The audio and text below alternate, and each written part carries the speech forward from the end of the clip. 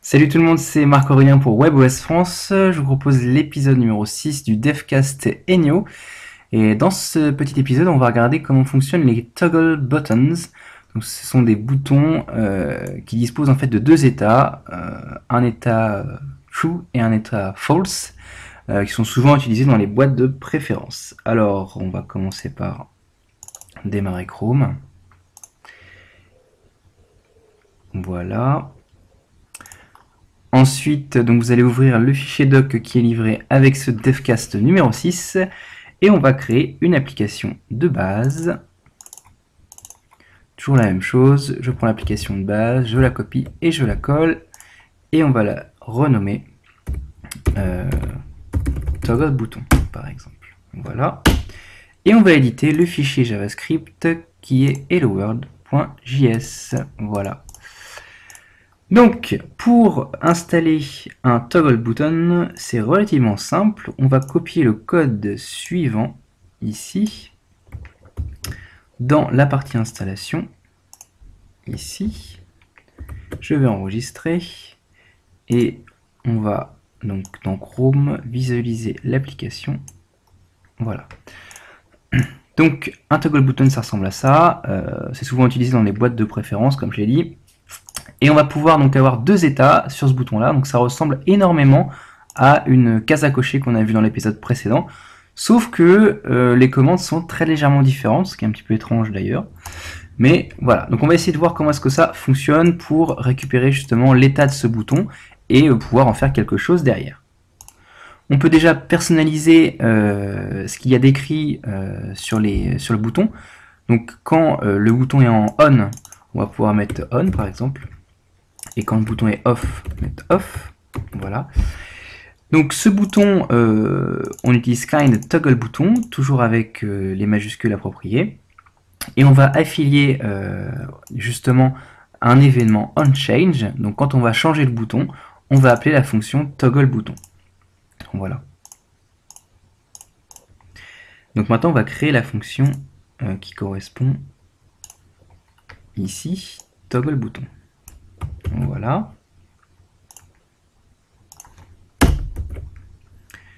Donc j'appelle la fonction qui est la même, donc bouton toggle, c'est le nom de la fonction.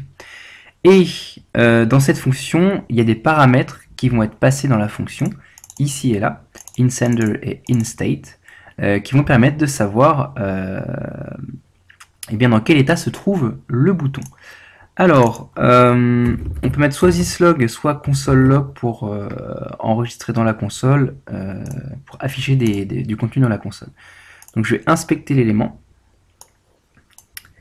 et aller dans la console. Voilà. Donc normalement, avec la ligne que j'ai rajoutée, donc je vais ajouter dans la console une ligne. Je vais transmettre à la console la chose suivante, donc toggle to state. Et bien dans quel état se trouve le bouton. Donc je mets à jour. Voilà, donc là je suis en true, donc vrai, et ici faux. Donc vrai c'est allumé et faux c'est éteint, donc c'est relativement logique. Voilà. Ensuite on va regarder un petit exemple de mise en page, et on va regarder un petit peu comment fonctionne, un petit peu de plus près, comment fonctionne la mise en page sous Enio. Donc on va remplacer le code d'installation par celui-ci, et on va détailler un petit peu ce qu'il y a à l'intérieur. Voilà. Donc ça donne ceci. Bonjour, avec le bouton qui est ici, et une barre de séparation. Donc c'est typiquement ce qu'on peut voir dans un écran de préférence. Donc qu'est-ce qu'on a à l'intérieur de ce code? Donc on a d'abord plusieurs boîtes qui sont imbriquées les unes dans les autres. On a une première boîte ici qui est ouverte par une accolade ouvrante et fermée par une accolade fermante. Et dans cette boîte, on va mettre ce qu'on appelle une kind.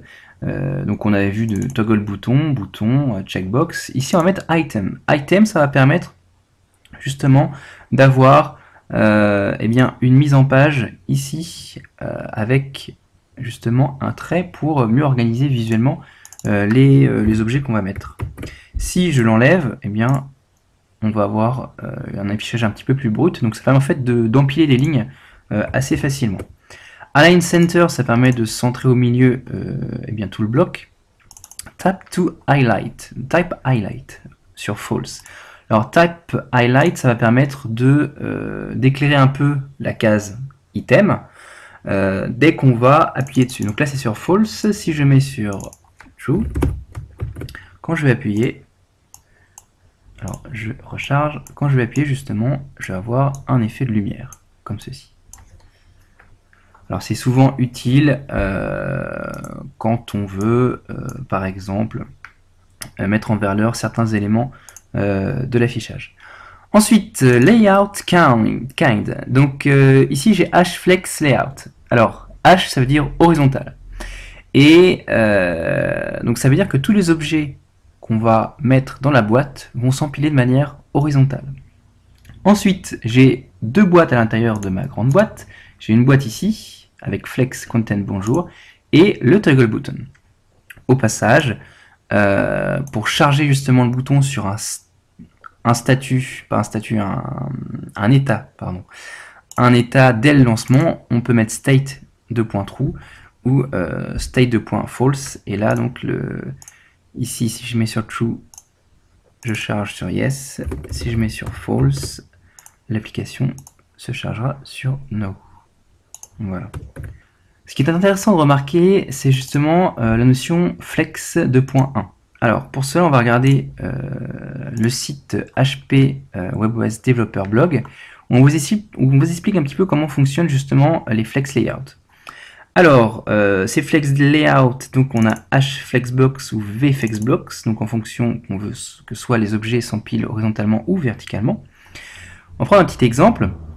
Si on veut par exemple qu'on ait trois boutons qui s'empilent horizontalement, comme ça, on va mettre ça dans HFlexBox. Voilà. Ensuite, si on veut qu'un des boutons soit plus grand que les autres, dans justement la déclaration du bouton, on va mettre Flex 2.1. En gros, le bouton va prendre toute la place jusqu'au bord droit de la fenêtre. Alors nous, par exemple, c'est ce qu'on va essayer de regarder. Ici, par exemple, sur Bonjour, j'ai Flex 1. Ça veut dire que Bonjour va prendre toute la place qu'il faut occuper ici, pour ensuite laisser apparaître le toggle bouton. Si j'inverse, ici je mets Flex 1 de l'autre côté, ça va être l'inverse. Je vais avoir le contenu Bonjour qui va prendre très peu de place et le toggle bouton qui va prendre beaucoup plus de place. Comme ceci. Donc ici j'ai plein de places qui justement ici ne servent à rien. C'est pour ça qu'on va mettre Flex 1 plutôt au niveau de Bonjour. Ensuite, je peux également retirer Flex 1 et mettre V ici pour Vertical Layout. Et là, les objets vont s'empiler verticalement. Voilà. Donc je peux revenir à la position précédente, ici, voilà, et je mets Flex 1, virgule. Et je reviens dans la position initiale. Voilà. Voilà, donc on va s'arrêter là sur les toggle boutons. J'espère vous avoir appris quelque chose justement sur HFlex Layout, c'est difficile à dire, parce que c'est vraiment très utile dans la mise en page des contenus, surtout sur un grand écran comme celui du touchpad. Allez, je vous dis à bientôt pour la suite de la découverte de l'interface de Enio. Allez, salut!